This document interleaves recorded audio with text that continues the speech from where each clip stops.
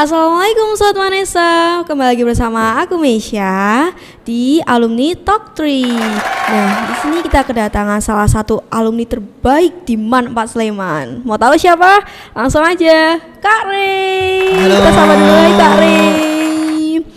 Nah, Kak Rey ini adalah alumni terbaik nih di sini. Nah, alumni keberapa nih Kak Rey? Alumni tahun 2022.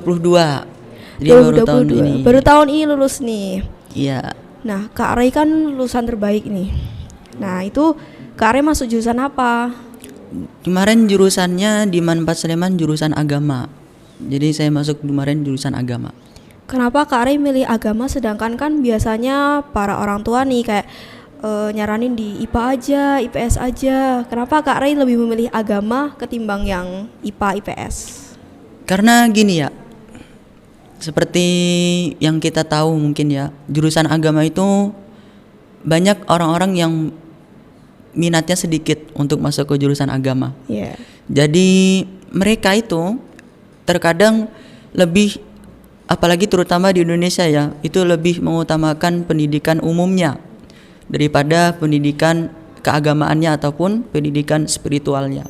Padahal yang kita tahu bahwa sesungguhnya ketika kita mengandalkan akhirat, ya kan? Yeah. Ketika kita mengandalkan sebuah ilmu akhirat, maka dunia itu akan mengikuti kita.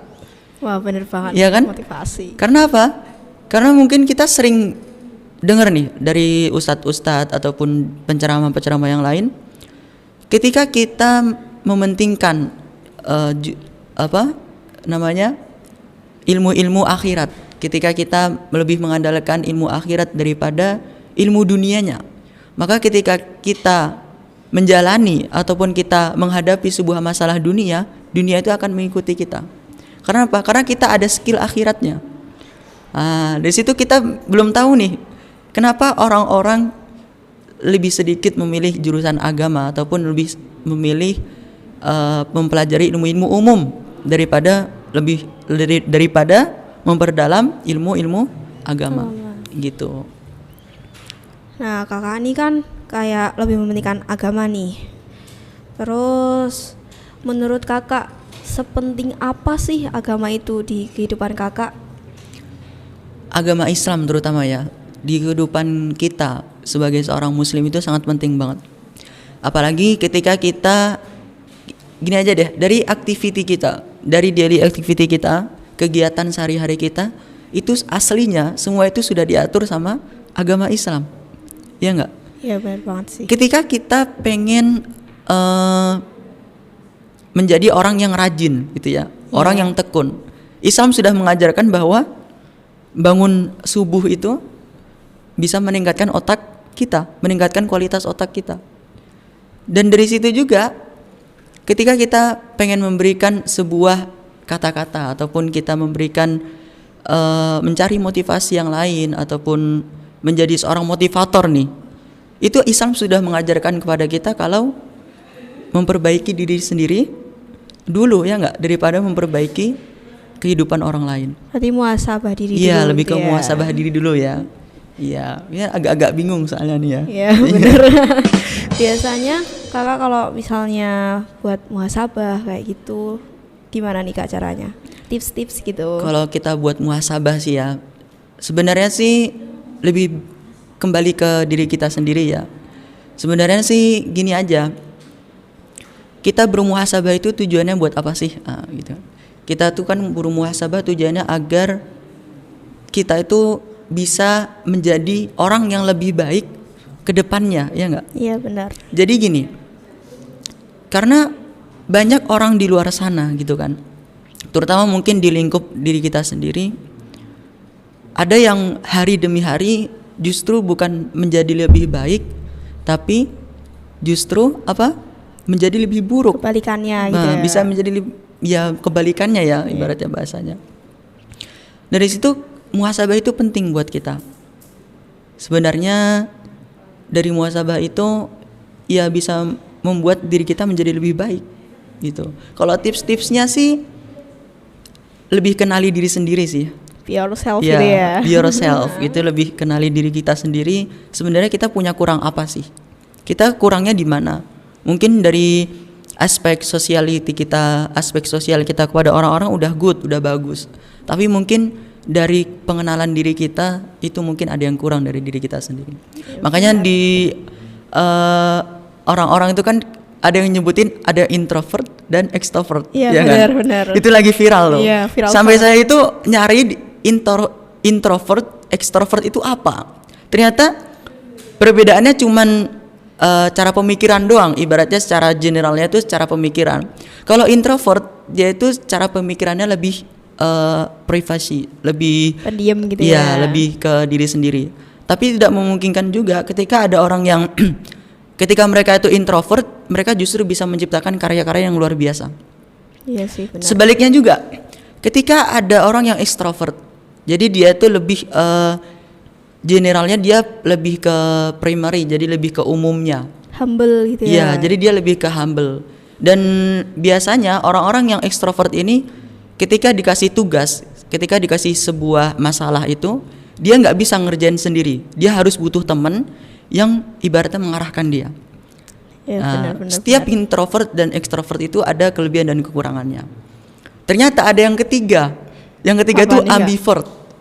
Wah. Ambivert itu dia bisa kedua-duanya. Dia bisa mengondisikan ketika dia menjadi seorang introvert dan extrovert. Berarti bisa dua Dia bisa sifat gitu dua-duanya. Dan secara saya pelajari generalnya itu ketiga sifat ini sebenarnya kita bisa lakuin, kita bisa sadar itu ketika kita menjadi tambah dewasa. Seharusnya orang-orang yang tambah dewasa, orang-orang yang tambah berumur, itu dia lebih mengerti arti diri sendiri dan diri orang lain. Jadi gitu. ya. Banget nih. Nah, dari pembahasan tadi kan kayak kakak tuh mementingin agama, terus terutama agama Islam nih. Kakak pernah mondok nggak, Kak? Mondok sih pernah. Saya dari SMP itu mondok ya. Dari SMP saya mondok di Jogja juga. Terus SMA juga saya mondok. Jadi kan saya pindahan ke Man 4 Sleman ini pindahan. Iya.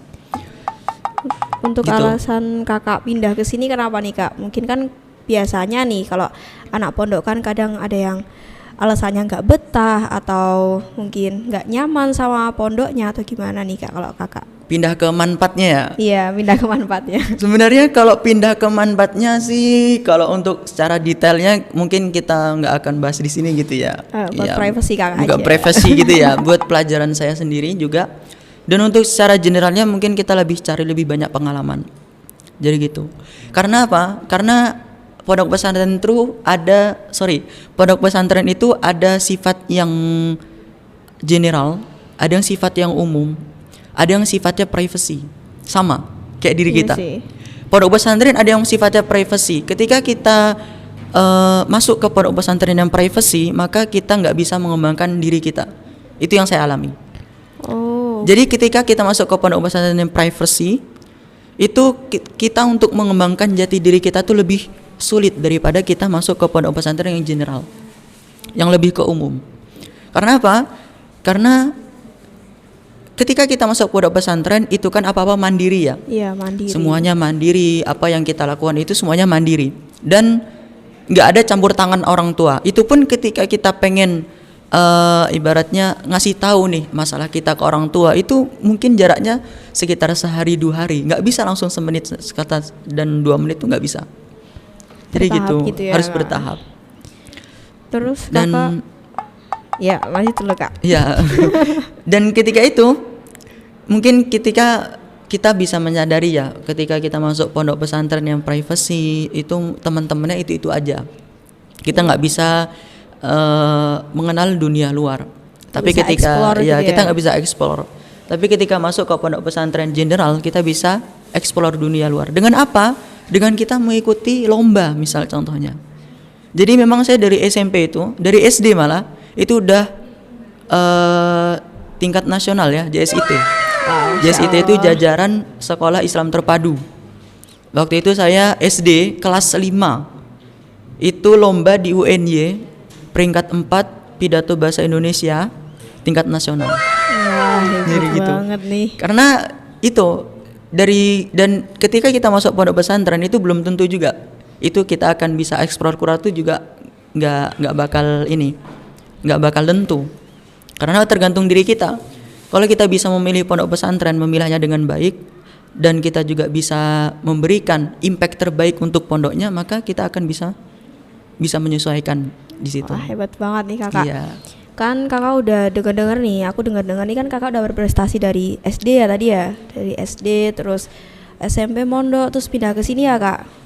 Terus aku dengar sekarang kakak dapat beasiswa ya kak ke Turki. Iya, alhamdulillah, insya Allah ya, kita berdoa bareng-bareng, insya Allah dimudahkan. Alhamdulillah saya dapat beasiswa, jadi study di Turki, jadi gitu. Terus kakak tuh cara-cara nih kayak biasanya kan ada nih cara-cara gitu buat kayak dapat beasiswa. Tips and trick gitu ya. Iya bener. Tips and tricknya. Biasanya kan ada yang kayak spill tuh. Ya, spill. Sebenarnya gini aja. Kalau kita lebih ke diri kita sih, kita lebih ke diri kita.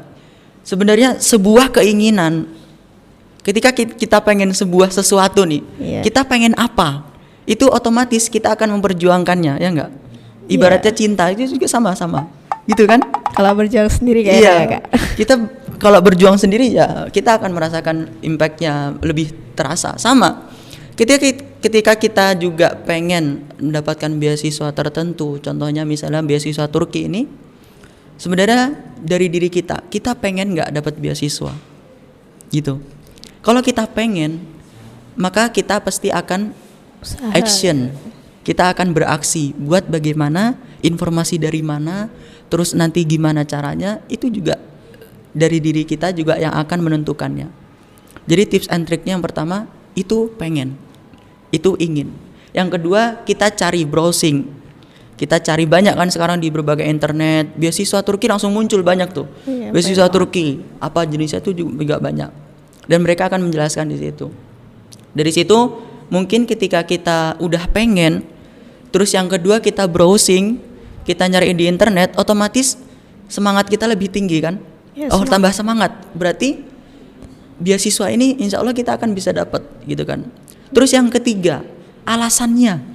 Jadi selain kita pengen, terus kita browsing, yang ketiga ini kita harus tahu alasannya. Kenapa kita pengen dapat beasiswa? Kenapa nih kak? Nah, kenapa? Kalau diri saya sendiri ini buat kita semua gitu ya. Jadi kalau diri saya sendiri, alasannya itu dari beasiswa itu, apalagi keluar negeri ya, kita bisa hidup di negeri orang. Kita bisa, ibaratnya kita bisa mempelajari sifat-sifat orang yang ibaratnya bukan orang Indonesia gitu kan. Di situ. Kemudian dari beasiswa itu kita bisa meringankan beban orang tua kita, ya nggak? Iya benar. Jadi ibaratnya gini aja, kita mungkin dari kecil sampai sekarang kita nggak bisa membalas apa sih yang udah orang tua kita kasih ke kita. Mungkin dari pelajaran hidup kita itu kan kita lebih banyak hidup dengan orang tua, ya nggak?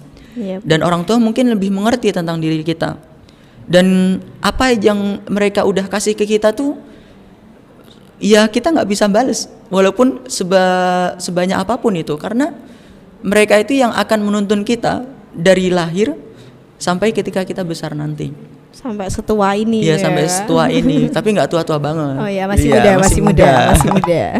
Dari situ, makanya untuk meringankan beban kita, untuk meringankan beban orang tua kita ya, mungkin salah satunya adalah cara beasiswa ini. Jadi gitu. Terus kenapa kakak nggak milih beasiswa? Kan ada nih yang pengen di Amerika, terus di Madinah atau di Arab, tapi kan kakak milih di Turki nih. Alasan kakak milih di Turki apa? Sedangkan yang lain kan lebih banyak, apalagi di Indonesia nih kan. Indonesia tempatnya orang-orang pinter. Iya, orang-orang pinter ya. Iya, pinter banget. Jadi gini, sebenarnya saya nyari beasiswa Turki ini memang awalnya dulu secara generalnya ya, Turki bagus, mereka ada 4 musim kan, salju dan sebagainya gitu. Jadi kita bisa merasakan 4 musim, ibaratnya kita jadi orang bule lah, ibarat gitu ya. Karena kita sering di Indonesia sering lihat orang bule, sekarang kita gantian jadi orang bule gitu kan. Jadi menurut kita gantian jadi orang bule. Mungkin dulu saya lihatnya seperti itu secara general. Ternyata nggak seperti itu ternyata. Semakin saya kesini dan jujur saya itu nyari beasiswa Turki itu dari SMP. SMP Kak? Iya, dari SMP saya udah Saya jujur juga, dulu SMP saya aslinya dapat beasiswa SMA di Turki. Kenapa kakak nggak ambil itu? Nah, itu banyak ini ya, banyak pertimbangan lagi.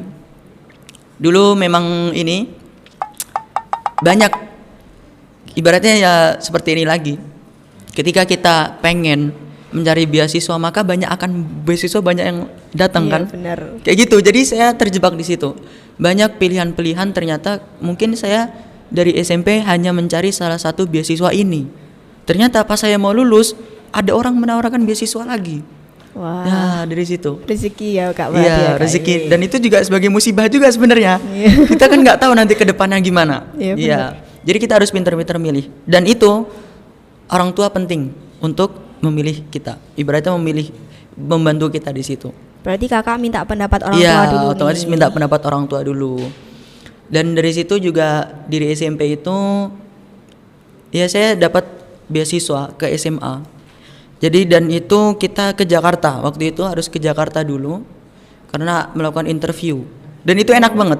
Kenapa Syarat-syaratnya itu enak. Jadi seperti di Indonesia sama. Syaratnya juga nyertain ijazah, nilai dan sebagainya itu sama. Cuman kerennya lagi ketika kita lolos berkas, kita langsung interview. Ketika langsung interview kita langsung lulus dan langsung diberangkatkan ke Turki.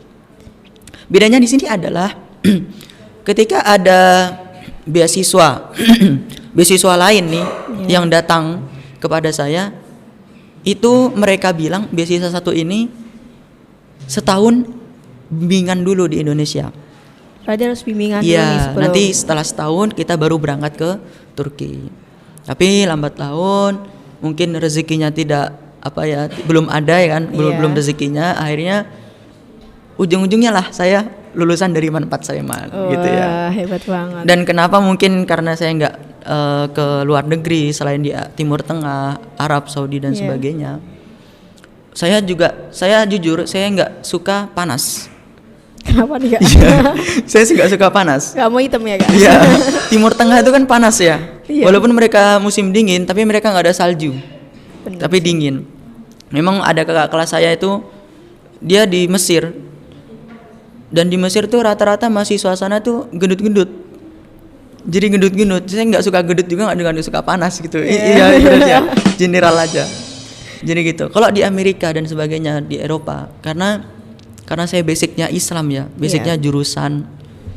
Nggak semua negara di Eropa itu ataupun di Amerika dan sebagainya itu mungkin basic Islam tuh di sana belum berkembang.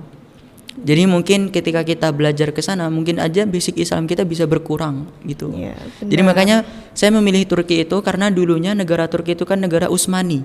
Iya. Sejarahnya Turki itu adalah sejarah Utsmani, Turki Utsmani. Bahkan ada kakak kelas saya yang lulusan dari sana, yang dari pondok pesantren saya dulu itu, dia pulang ke Indonesia sampai katanya gini, setiap langkah kita di Turki itu adalah sejarah.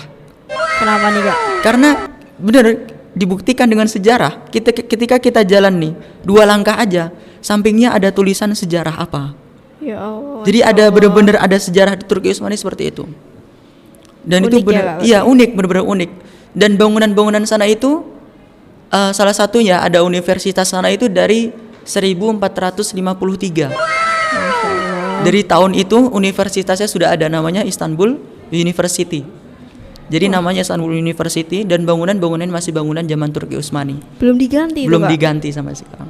Masya Allah, bisa Gitu. ya bertahan kayak gitu. Iya, ya? bisa bertahan seperti itu.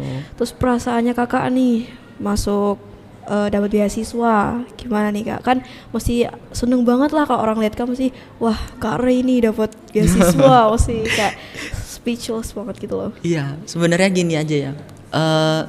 Kalau kita Islam tuh juga udah ngajarin kita bahwa ketika kita mendapatkan sebuah kebahagiaan itu jangan terlalu senang.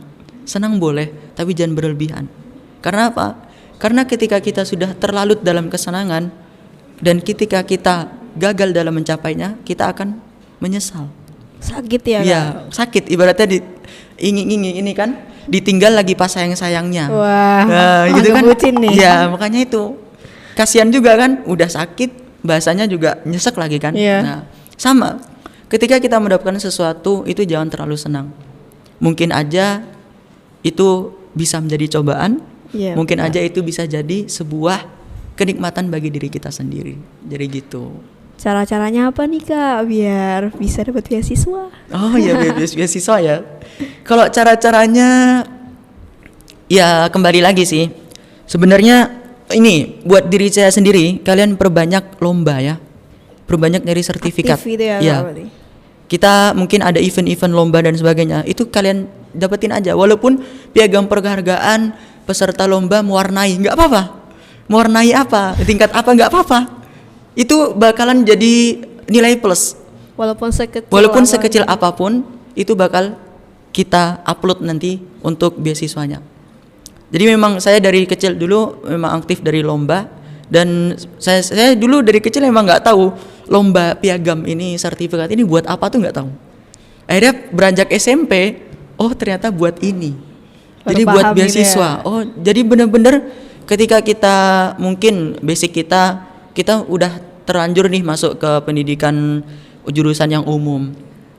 Mungkin kita bisa memperbanyak beasiswa, memperbanyak sertifikat kita dalam jurusan agamanya. Misalnya nih, kita pinter pendidikan umum, tapi kita mungkin bisa ngaji, suaranya bagus, ya udah kita ikut MTTK, ya kan? Bisa dapat piagam penghargaan di situ. Itu sebagai salah satu nilai plus. Semakin banyak sertifikat kita, semakin peluang besar kita buat mendapatkan beasiswa.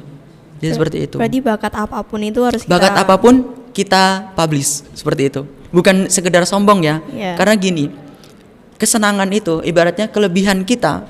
Ketika kita sadar kelebihan dan kekurangan kita, maka kita akan tahu pelajaran apa yang belum kita ambil, pelajaran apa yang kita gagal dari situ. Berarti mengambil hikmah dari Iya, kita bisa ngambil sesuatu. hikmah dari situ. Gitu. Terus kakak ini kan kayak udah aktif nih dari SD, dari SMP, ya kan Kak. Terus Diman juga udah aktif. Terus kakak punya cita-cita dong pastinya. Cita-cita dari kecil kan kayak misalnya dokter atau apa gitu. Nah cita-cita kakak apa nih Kak? Kalau cita-cita nih ya, sebenarnya saya nggak tahu cita-cita saya apa. Nah kok nggak tahu? Iya. Jadi lucu ya. Jadi cita-cita saya nih benar-benar saya nggak tahu. Memang dari SD saya dulu suka pesawat. Saya bilang saya mau jadi pilot. Gitu. Dari SD nih, saya mau jadi pilot. Kalau anak kecil biasalah cita-citanya Iya. biasanya ganti-ganti gitu kan. Masih ikut-ikutan Iya, temennya udah kayak gitu undang-undang ya. biasanya gitu ganti-ganti. Iya. Dari SD, karena saya dulu SD itu suka koleksi foto-foto pesawat gitu ya. Iya. Pesawat misalnya Garuda Indonesia gitu, terus pesawat Lion Air gitu-gitu. Saya sering koleksi itu di laptop kan, di jam komputer yang tabung itu biasanya tuh ya. Saya pengen jadi pilot. Terus wallpapernya kadang saya ganti jadi pesawat gitu. Akhirnya ganti lagi, pengen jadi tentara. Tuh ganti Iya, lagi. ganti lagi, Makin pengen jadi tinggi tentara ya, Kak, makin tinggi. Karena di tentara itu pilotnya pesawat jet gitu. Jadi dia pengen jadi dua-duanya gitu, tentara Iya. pilot. Akhirnya pas lulus SD ditanyain, cita-citanya mau jadi apa? Saya nggak pengen jadi apa-apa. Saya pengen jadi hafiz Quran aja katanya. Wah, mulia banget nih. Iya gitu ya. Karena memang dari situ ketika kita kembali lagi yang saya bilang tadi, kalau kita mementingkan kehidupan akhirat, ketika kita mementingkan ilmu-ilmu akhirat, maka dunia itu akan ngikutin kita. Dan saya yakin itu. Dan saya sudah membuktikan itu. Saya lulus dari SMA, basic saya Islam. Saya kemarin per bulan digaji 400 sampai 1 juta. Cuman buat ngajarin ngaji. Lumayan itu Kak ya. Ya. Lumayan Sedangkan itu. teman-teman saya yang jurusan umum, mereka nggak ada penghasilan sedikit pun. Sedangkan Itu kakak, ya. Walaupun agama Ibaratnya ya. iya, walaupun saya agama nih. Itu ibaratnya kita ini aja ya. Kita ibaratnya apa namanya? Kita gambarkan secara umum bahwa orang yang belajar agama aja itu Allah sudah memberikan sebuah kenikmatan yang banyak untuk dia. Apalagi seorang yang hafiz Quran gitu kan. Iya. Kemudian udah bisa menjaga hafalannya dan sebagainya. Itu benar-benar kenikmatan yang luar biasa. Gitu. Soal hafalan nih Kak. Oh, Pasti Kakak iya. udah punya hafalan ya. Hafalan ya. Berapa nih Kak? Kira-kira spill dong hafalannya. Sepil, ya, alhamdulillah ya, insya Allah. Karena hafalan itu kan kita nggak ada yang tahu. Iya. Ketika hafalan itu kan ibaratnya milik Allah. Kalau kita Iya. ibaratnya Al-Quran itu juga milik Allah. Jadi kita hafalan itu ya hanya Allah yang menentukan. Kita mungkin hanya bisa menentukan ya kita dapat ijazah sekian gitu. Iya. Ya alhamdulillah udah selesai gitu.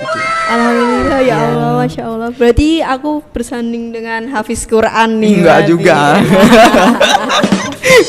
Nah, terus kakak kan punya hafalan banyak nih. Kakak dulu kayak sering ikut lomba hafalan kayak gitu nggak kak? Ya jujur ya saya dulu hafalan itu lebih ke introvert ya. Oh, Iya, kakak introvert nih iya, berarti. lebih ke introvert. Dulu saya sentimen banget. Kalau ada orang yang nanya hafalan, hafalanmu berapa sih? Saya marah banget itu. Kenapa nih kak? Ngapain tanya-tanya gunung? Wah benar-benar kayak saya sebel gitu pokoknya. Karena apa? Karena saya memang hafalan itu kan ya kembali lagi saya itu hafalan milik Allah. Jadi kalau kita ibaratnya sedikit aja kita ngasih tahu ke orang lain mungkin aja bisa hilang gitu kan. Iya. Saya takutnya seperti itu. Khawatir banget. Iya khawatir ya. banget. Dan justru saya dulu sejak SMP sejak kecil tuh kalau ikut lomba hafalan tuh nggak pernah justru malah ini saya ikut lomba-lomba tartil Quran gitu-gitu MTTQ. Kayak lebih buat menyimpan Iya gitu ya, lebih Kak? buat menyimpan. Jadi ibaratnya saya lebih ke membaca Al-Qur'annya sih. Kalau buat hafalannya saya lebih ke introvert. Memang saya jujur lebih ke introvert gitu. Lebih ke privacy gitu ya. Oh, iya. Kadang orang tua saya pas waktu itu saya nggak tahu orang tua saya hafalan saya berapa. Hafalannya berapa? Rahasia. Kan katanya Walaupun begitu. orang Iya, tua nih ya, orang tua orang nih. tua. Rahasia nggak boleh pokoknya nggak boleh yang tahu gitu. Umur berapa kakak udah hatam? Saya dulu SMP itu dari SD ya. Saya SD itu memang hafal sudah. Emang mungkin dari sini ya. Saya nggak tahu cita-cita apa. Iya benar. Jadi dari sini. Jadi saya itu pas kelas 4 SD atau kelas 3 SD itu nggak tahu ya mungkin pemikirannya udah kayak anak SMP gitu ya. Iya. Emang dari SD orang tua saya bilang kamu itu anak SD itu udah kayak anak udah pemikiran yang bagus lah, udah nggak kayak anak Iya. SD lagi Masih gitu. kecil ya pikiran udah gede Iya, gitu bukan ya. udah gede, padahal masih muda kan. Gede duluan Iya, berarti. gede duluan.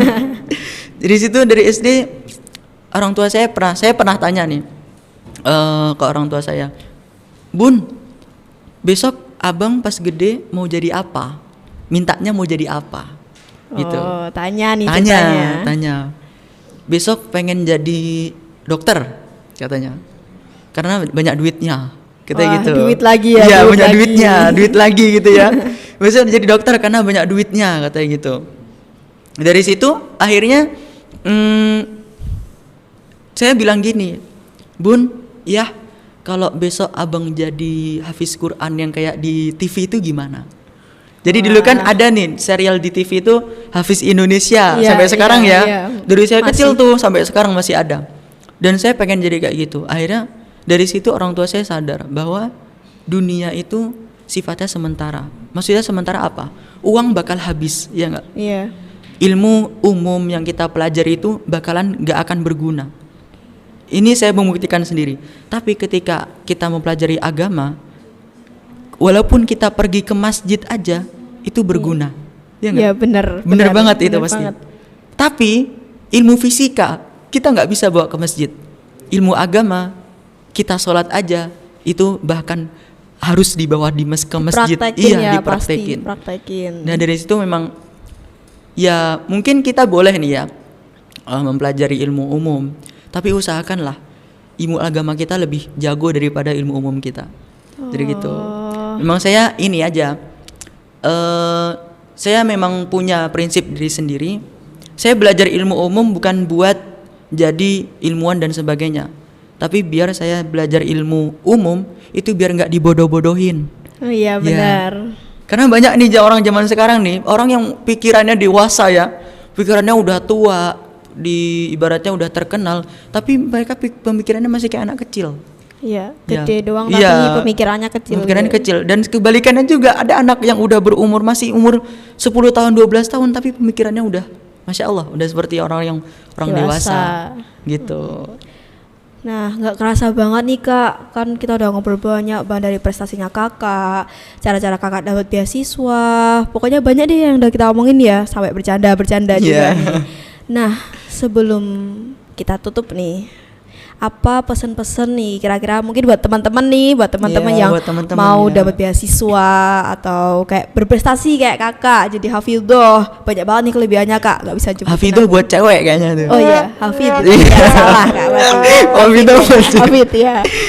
Ya, ya kalau cara motivasi ataupun tips and trick buat kalian semua, sebenarnya sebuah prestasi itu datang dari ketika kita bisa mengenali diri kita sendiri. Kita bisa mengenali terutama kekurangan diri kita. Kita bisa menilai. Sebenarnya kekurangan kita itu apa? Kita kurang di mana? Itu dan saya terapkan dari SMP.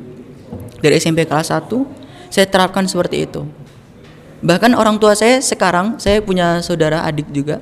Itu ketika adik saya pulang dari sekolah, sebutkan 5 kelebihan yang udah dilakukan di sekolah. Seperti itu orang tua. Dan sebutkan 5 kekurangan, keburukan yang dilakukan di sekolah. Jadi agar kita terlatih ketika kita besar lagi, ketika kita besar nanti, kita bisa menilai sebenarnya kekurangan kita tuh apa. Introspeksi. Introspeksi. Dari situ maka ketika kita bisa menilai kekurangan kita, prestasi itu akan ada. Nah dari situ, karena sebuah prestasi, misalnya kita sebuah jago ngomong kayak atau jago apa, itu datang dari introspeksi diri. Karena sebenarnya gini, orang yang bisa membagikan pengalaman dia, membagikan ibaratnya bisa dikatakan seorang motivator gitu ya. Itu sebenarnya dia sudah mempelajari kehidupan baik dari dia kecil sampai dia sekarang. Semakin dia dewasa, semakin dia mempelajari sebuah pelajaran yang ada di hidup dia, maka dia akan semakin bisa memberikan impact terbaik buat orang-orang di sekitarnya. Wah, hebat banget Kak Rey. Aku sampai tadi ngomong tuh kayak mikir, aduh insecure banget nih. Saya sama udah hafidhoh, udah ya pinter. hafidhoh lagi ya. Oh ya, hafidh salah. Tipe lagi berarti ini. Pokoknya makasih banget Kak Rey udah nemenin ngobrol kali ini nih. Sama-sama. Jangan bosen-bosen ya Kak ngobrol sama aku. Iya, nggak bosan. Main-main lagi ke sini ya Kak. Iya, insya Allah kita main-main lagi. Saya juga ini kan rambut saya juga belum tumbuh biasanya. Kenapa Kak dipotong Kak? Karena Idul Adha, bisa Oh, Idul Adha itu kan ya wajib Kak itu. Iya, enggak wajib sih, sunahnya sunnah. belum potong rambut. Ya pokoknya makasih banget lah Kak udah nemenin ngobrol, udah main kesini juga dan nyempetin waktunya Kak juga. Nggak kerasa banget nih ngobrol banyak banget. Ternyata udah lama banget ini ya. Makasih banget Kak udah datang di Podcast Manisa edisi Alumni Talk 3. Dan makasih juga udah nonton. Sekarang aku tutup undur diri ya. Aku mundur aja ya kalau maju nanti dianya nggak peka. Iya. Ya udah. Sekian dari saya. Oh ya sebelumnya makasih banget ya Kak Rey. Iya sama-sama. Jangan lupa follow IG-nya ya. Oh iya, boleh di spill Kak IG-nya ya. Boleh. Spill aja nih Instagramnya Ray_Kolbi. Kalian bisa nanti saya follow back. Saya orangnya baik kok, humble. Baik ya Kak. Iya gitu ya. Oh ya, aku juga mau spill IG aku juga boleh kan? Iya, boleh kan? Meisha Windy 56 jangan lupa follow, ntar DM aja langsung aku follow back. Oke, pokoknya makasih banget Kak Rey udah nemenin di podcast Manisa kali ini. Oke guys, see you next time di edisi Alumni Talk 3 selanjutnya.